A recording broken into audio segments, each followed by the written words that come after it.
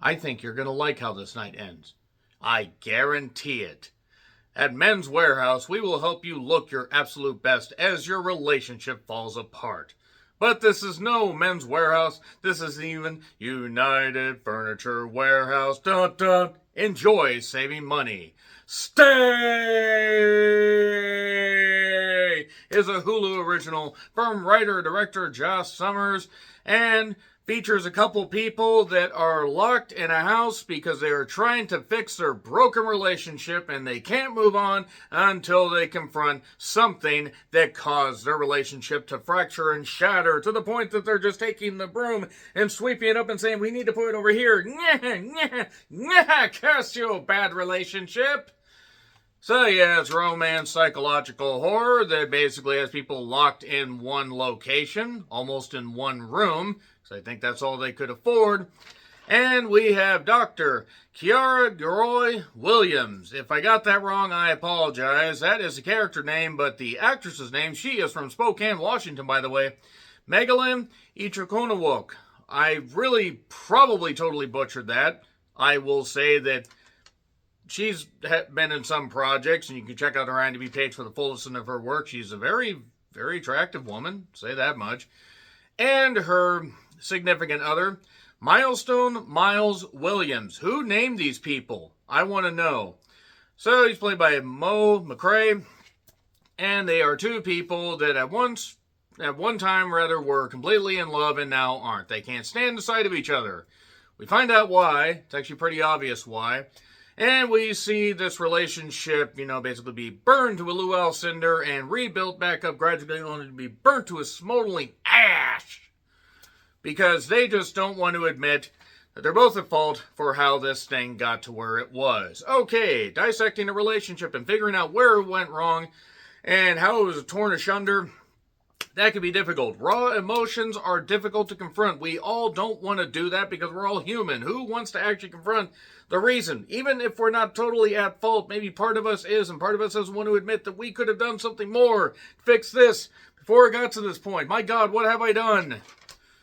So, yeah, that's basically your film right there. It's on Hulu if you want to check it out. I will, however, say before I get into spoilers that while I appreciate the message this movie tried to have, it is a 20-minute short stretched the fuck out to 80 minutes. Good goddamn Christ. This is 4 times as long as it needs to be, with some weird imagery, some stuff that makes absolutely no sense. Despite being simplified and completely incomprehensible, it's weirdly impressive how this movie manages to just stay in one place while you want to stay elsewhere, away from stay. Yeah, want to have a stay at a possible, I don't know, vacation home, possibly in the Bahamas. Fuck, possibly on a different goddamn planet so you don't have to watch this. Look, I did not hate this as much as I did other horror movies or even other films that have come out this year. But this is a mess. This is a fucking mess with a simplified message that really doesn't end up justifying itself as even psychological horror. It's just a film that exists. It's on Hulu if you want to check it out. 3, 2, 1, and spoilers. Again, the message is fine. They lost their son. That's the whole reason why their relationship fell apart. I don't know why we needed the hoodoo that you do so well. I don't know why we needed that aspect of it. I think we could have just worked through that without having that aspect, because I don't think that was a great way to tell the story. There's a great way to tie, ancestral, messaging. Yeah, I know it's ancestral. Work with me here. The jump scares are terrible. While it is not the most poorly shot movie I've seen, it's, again, just in one goddamn... This is like that movie Parallel that I saw, or, a few others that are basically in one location, one general environ. But this just isn't good. I mean, this is like the type of, Hulu slop that you would get where you're just like, okay, I see what they're trying to do, but it just doesn't work.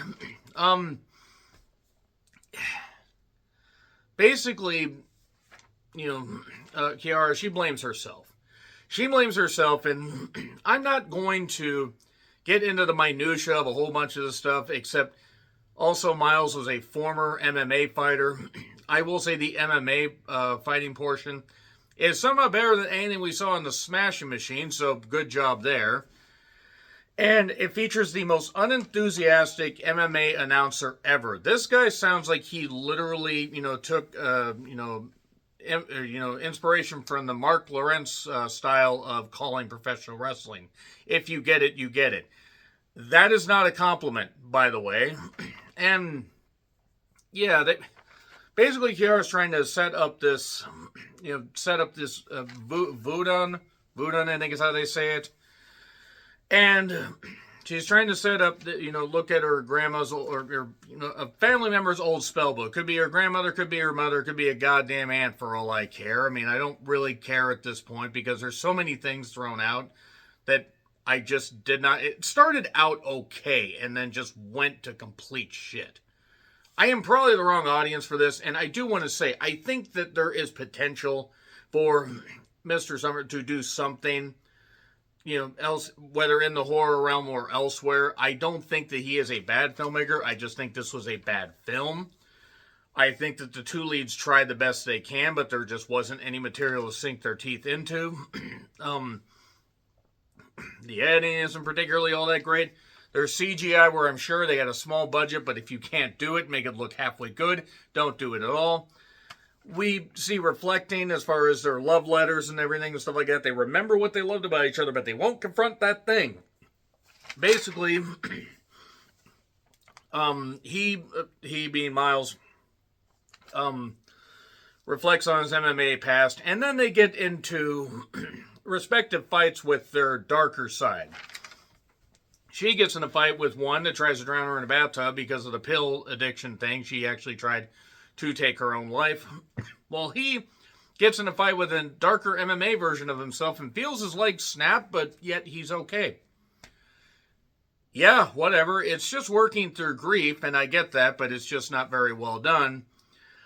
Demonic MMA fighting is not what I expected. Still, this is better than last match, I will say that. And, yeah, essentially, she ends up realizing, hey, wait a second, we lost our son. I took my eyes off of him because he was, Jeremiah, who was not a bullfrog, apparently, was born, had a number of years,